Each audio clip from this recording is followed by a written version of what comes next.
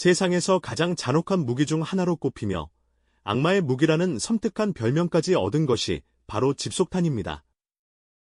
여러분은 이 치명적인 무기에 대해 얼마나 알고 계신가요?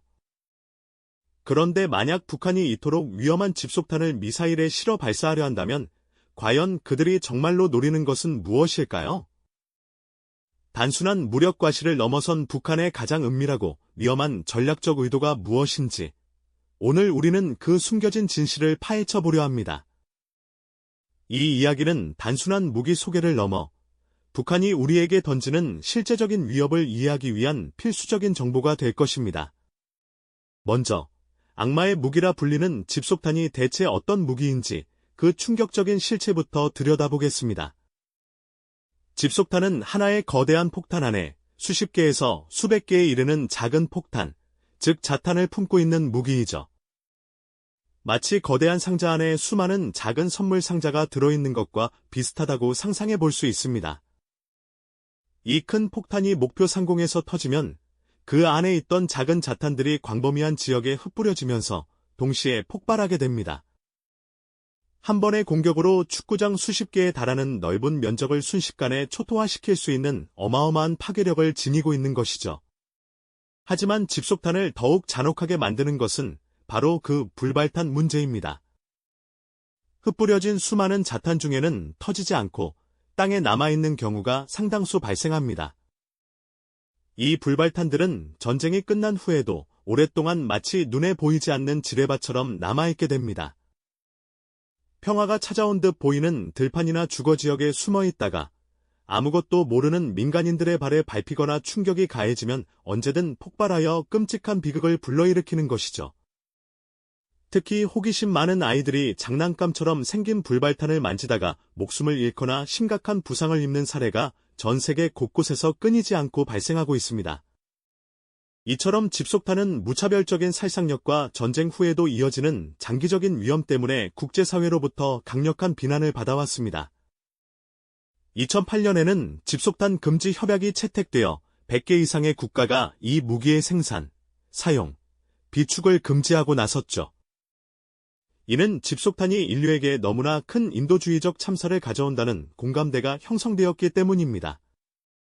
하지만 아이러니컬하게도 이러한 국제사회의 노력에도 불구하고 여전히 많은 국가들이 집속탄을 보유하거나 사용하고 있으며 심지어 북한은 이 치명적인 무기를 더욱 발전시키려는 움직임을 보이고 있습니다. 그렇다면 이제 본론으로 들어가 북한이 과연 어떤 방식으로 이 악마의 무기를 자신들의 미사일에 실으려 하는지 함께 살펴보겠습니다. 북한은 수십 년에 걸쳐 미사일 기술을 고도화해 왔습니다. 단거리 탄도미사일에서부터 시작하여 중장거리, 그리고 심지어 대륙간 탄도미사일에 이르기까지 다양한 종류의 미사일을 개발하고 시험 발사해왔죠. 그런데 최근 북한의 움직임을 면밀히 분석해보면 그들이 단순한 미사일 개발을 넘어 집속탄을 미사일 탄두에 탑재하려는 시도를 하고 있다는 정황이 곳곳에서 포착되고 있습니다.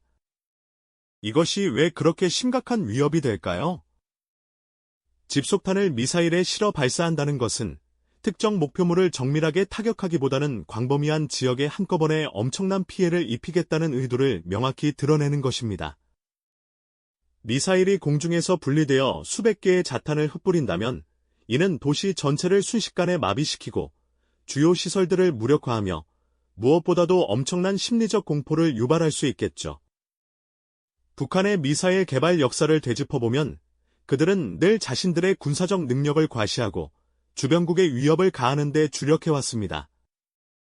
여기에 집속탄이라는 잔혹한 무기가 더해진다면 그 위협의 수준은 상상 이상으로 증폭될 것입니다.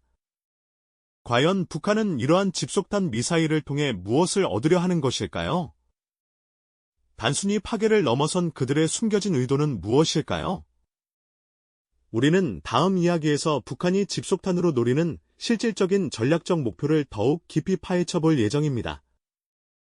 그들이 대량 살상 능력을 과시하고 남한의 주요 시설과 군사 거점을 무력화하려는 것을 넘어 과연 어떤 혼란과 심리전을 기획하고 있는 것인지 함께 추적해 보시죠. 지난 시간에 북한이 미사일에 집속탄을 탑재하려 한다는 정황을 살펴보며 과연 그들이 단순한 파괴를 넘어 어떤 숨겨진 의도를 가지고 있는지 함께 고민해 보기로 했죠. 그렇다면 지금부터 이 악마의 무기라 불리는 집속탄의 충격적인 실체부터 먼저 자세히 들여다볼 필요가 있습니다. 집속탄은 하나의 거대한 폭탄 안에 수백 개의 작은 폭탄, 즉 자탄을 품고 있는 무기입니다. 이 자탄들은 공중에서 넓은 지역으로 흩뿌려져 동시에 폭발하며 광범위한 파괴를 일으키죠. 마치 하늘에서 수백 개의 작은 폭탄이 비처럼 쏟아지는 모습이라고 상상해 보시면 그 위력을 짐작하실 수 있을 겁니다.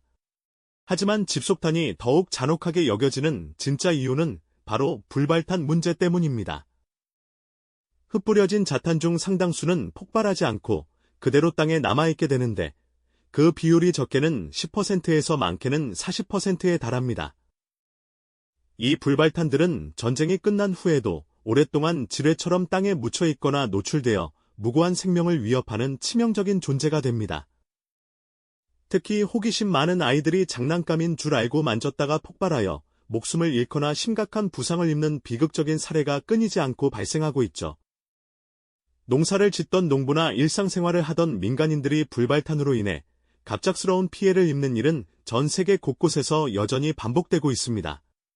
이처럼 집속탄이 무차별적이고 장기적인 인도주의적 참사를 유발한다는 이유로 국제사회는 2008년 집속탄 금지 협약, 즉 오슬로 협약을 채택했습니다. 이 협약은 집속탄의 사용, 생산, 비축, 이전을 전면적으로 금지하며 이미 보유한 집속탄은 폐기하도록 규정하고 있습니다. 하지만 안타깝게도 북한을 비롯해 미국, 중국, 러시아, 그리고 우리나라까지 아직 이 협약에 서명하지 않은 상태입니다. 이는 북한이 인도주의적 규범을 무시하고 오직 자신들의 군사적 목적만을 추구하고 있음을 명확히 보여주는 대목이죠. 그렇다면 이제 이토록 잔혹한 집속탄을 북한이 미사일에 실어 발사하려는 시도를 왜 그렇게 심각하게 받아들여야 하는지 그 위협의 본질을 파헤쳐 볼 시간입니다. 북한은 지난 수십 년간 미사일 개발에 막대한 자원과 역량을 쏟아부으며 그 기술력을 고도화해 왔습니다. 단거리 탄도미사일부터 중장거리 미사일에 이르기까지 다양한 종류의 미사일을 개발하여 한반도 전역은 물론 주변국까지 사정권에 두는 능력을 갖추게 되었죠.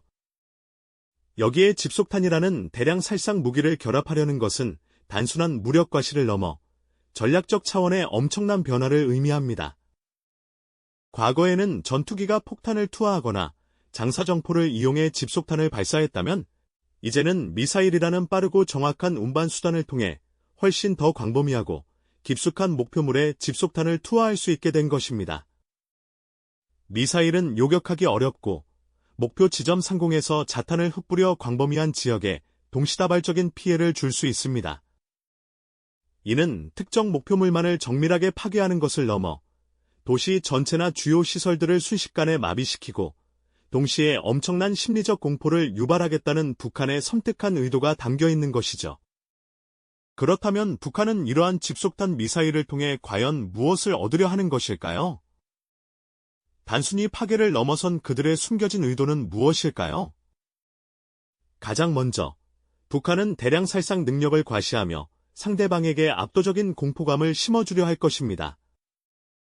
단 한 번의 미사일 발사로 광범위한 지역에 수백 개의 자탄을 쏟아부어 상상 이상의 혼란과 피해를 유발할 수 있다는 점을 보여주는 것이죠. 다음으로 남한의 주요 시설과 군사 거점을 무력화하려는 전략적 목표를 가지고 있습니다. 공항, 항만, 주요 군사기지, 그리고 전력망이나 통신망 같은 핵심 인프라를 동시에 공격하여 전쟁 초반 우리 사회 전체를 마비시키려는 의도인 것이죠. 이는 단순히 물리적인 파괴를 넘어선 심리전의 일환이라고 볼 수 있습니다. 넓은 지역에 무차별적으로 흩뿌려지는 집속탄은 생존자들에게도 엄청난 트라우마를 남길 것이며 불발탄의 위협은 전쟁이 끝난 후에도 오랫동안 사회 전반의 불안감과 혼란을 가중시킬 것입니다. 결국 북한은 이러한 집속탄 미사일을 통해 우리 사회의 항전 의지를 꺾고 전쟁 초기에 최대한의 혼란을 야기하여 자신들에게 유리한 국면을 만들려는 치밀하고 잔혹한 전략을 기획하고 있는 것입니다.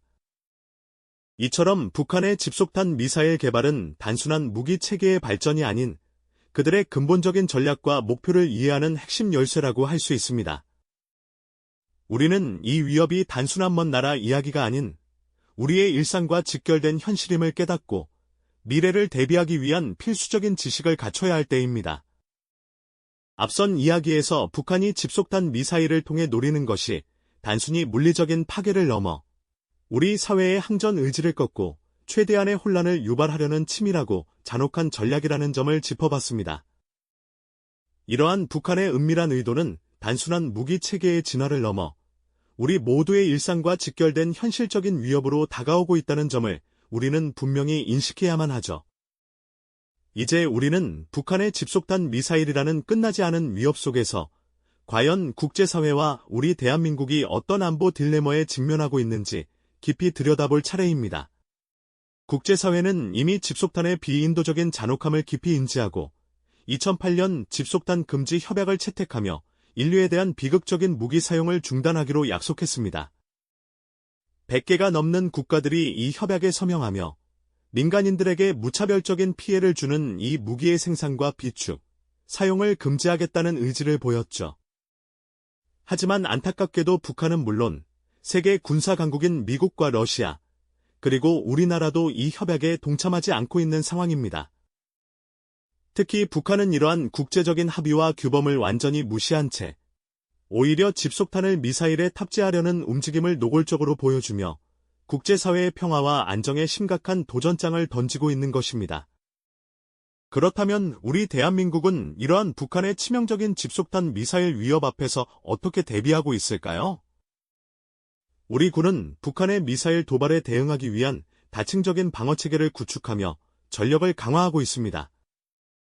지상에서 적 미사일을 요격하는 패트리어트 미사일과 고고도에서 방어막을 형성하는 사드 같은 첨단 방어체계는 물론 적의 미사일 발사 징후를 조기에 탐지하고 발사 전에 선제적으로 무력화하는 킬체인 전략도 끊임없이 발전시키고 있죠. 이 모든 노력은 북한의 어떠한 도발에도 국민의 생명과 재산을 지키기 위한 강력한 의지를 담고 있습니다. 하지만 집속탄 미사일은 그 본질적인 특성상 넓은 지역에 수많은 자탄을 흩뿌려 동시다발적인 피해를 줄 수 있기에 완벽하게 모든 공격을 막아내는 것은 사실상 불가능에 가깝다는 냉정한 현실을 직시해야 합니다. 이는 단순히 군사적인 방어 능력만으로는 해결할 수 없는 복잡한 안보 딜레마를 우리에게 안겨주고 있는 것입니다. 아무리 촘촘한 방어망을 갖춘다 해도 모든 위협을 100% 막아내기는 어렵다는 의미죠. 이처럼 북한의 집속탄 미사일 위협은 단순히 국방의 문제를 넘어 외교, 경제, 그리고 사회 전반에 걸친 복합적인 도전을 우리에게 던지고 있습니다. 외교적으로는 국제사회의 더욱 강력한 공조와 북한에 대한 압박을 요구하며 한반도 평화 프로세스의 새로운 난관을 조성하고 있습니다. 경제적으로는 방위비 증가라는 막대한 부담을 안겨주고 잠재적인 안보 불안으로 인해 국내외 투자가 위축될 수 있다는 우려를 낳고 있죠. 그리고 사회적으로는 국민들의 불안감을 증폭시키고 유사시 대규모 인명피해와 재산 손실을 초래할 수 있는 현실적인 위협으로 다가오는 것입니다.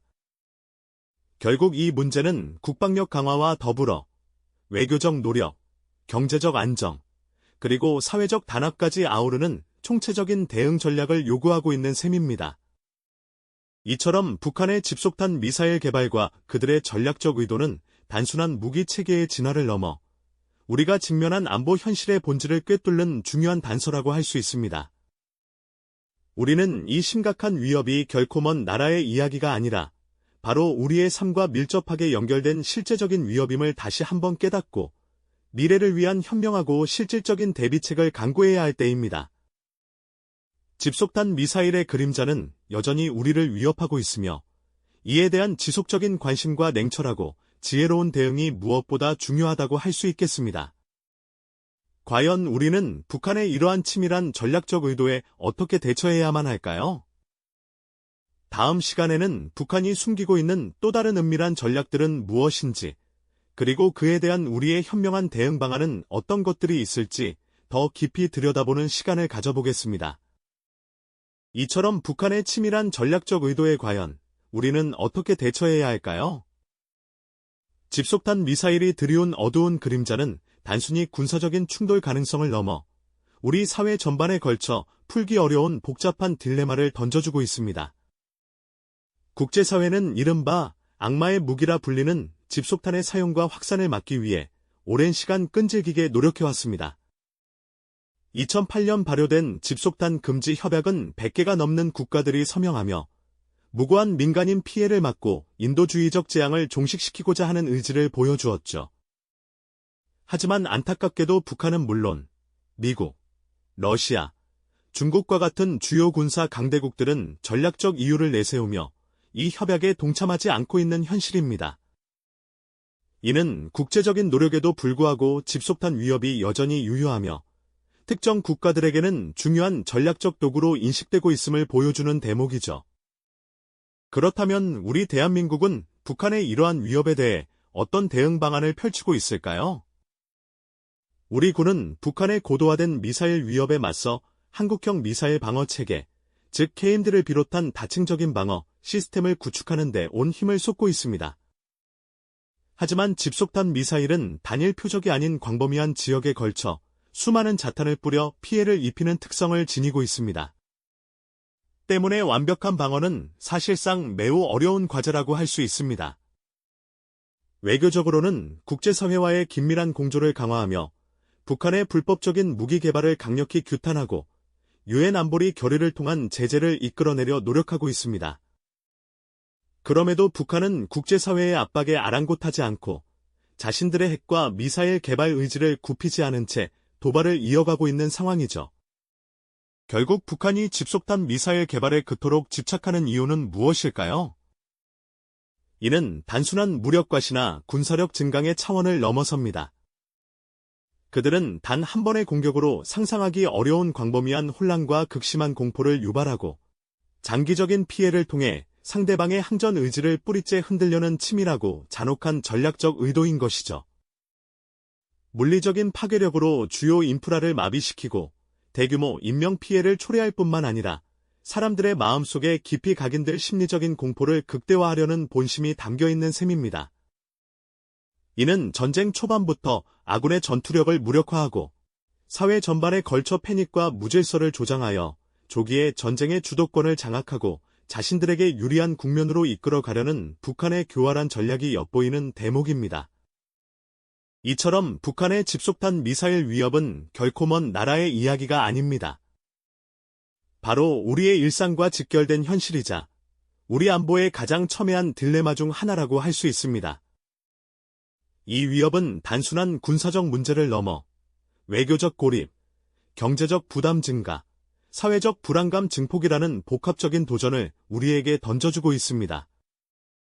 우리가 마주한 안보 현실을 냉철하게 직시하고 미래를 위한 필수 지식을 갖추는 것이 그 어느 때보다 중요해진 것이죠. 집속탄 미사일의 어두운 그림자는 여전히 우리 머리 위를 맴돌며 위협하고 있습니다. 이에 대한 지속적인 관심과 더불어 냉철하고 지혜로운 대응 방안을 모색하는 것이야말로 우리가 당면한 가장 중요한 과제일 것입니다. 과연 우리는 북한의 이러한 치밀한 전략적 의도에 어떻게 대응해야 할까요? 다음 이야기에서는 북한이 숨기고 있는 또 다른 은밀한 전략들은 무엇인지, 그리고 그에 대한 우리의 현명한 대응 방안은 어떤 것들이 있을지 더 깊이 들여다보는 시간을 가져보겠습니다. 이 영상이 도움이 되셨다면 좋아요와 구독 부탁드립니다. 여러분의 응원이 제게 큰 힘이 됩니다. 다음 영상에서도 더 유용한 정보를 공유하겠습니다. 감사합니다.